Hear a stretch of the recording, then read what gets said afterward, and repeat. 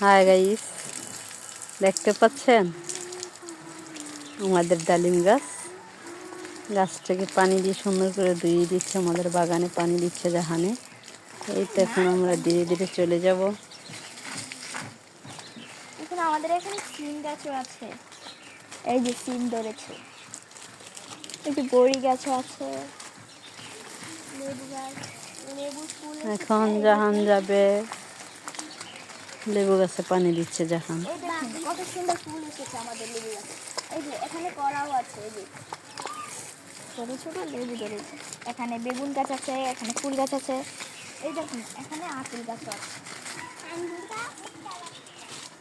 আরেকটা গাছের সাথে নেবেন দেখেন কি গাছ, এই যে আমিলা আমাদের এখানে এই যে আপেল গাছগুলো পানি দিয়ে দিচ্ছি, ধুয়ে দিচ্ছি।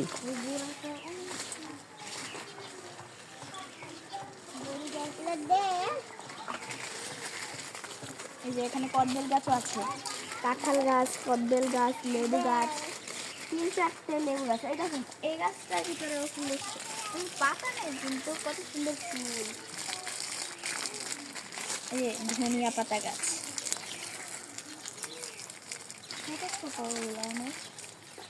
এই যে পেয়ারা গাছ, এই যে এখানে 2-3টা পেয়ারা গাছ আছে, ছোট।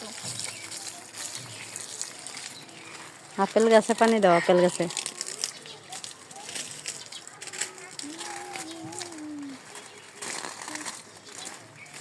আপেল গাছগুলো ভিজিয়ে দিতে হয়, এই দেখুন এই যে ভিজিয়ে না দিলে আবার রোদে পাতাগুলো পুড়ে যায়। এটা দেখো কত সুন্দর বেগুন, ভিতরে আরো আছে। এই যে বেগুন, এই যে দেখুন কত সুন্দর বেগুন, কিন্তু আমরা ভিতরে দেখাবো পরে। এই যে আপেল গাছগুলো, দাও দাও আপেল গাছে পানি দাও, পানি দাও। এই যে আপেল গাছগুলো রোদে পাতা কতটা শুকিয়ে গিয়েছে, পুড়ে গিয়েছে। মনে পড়ে এখানে আবার গজাইতেছে চারা। এগুলো হয়েছে ইন্ডিয়ান আপেল গাছ, দানা অস্ট্রেলিয়ার আপেল। আমরা আপেলের বীজ থেকে চারাগুলো সংগ্রহ করে লাগিয়েছিলাম।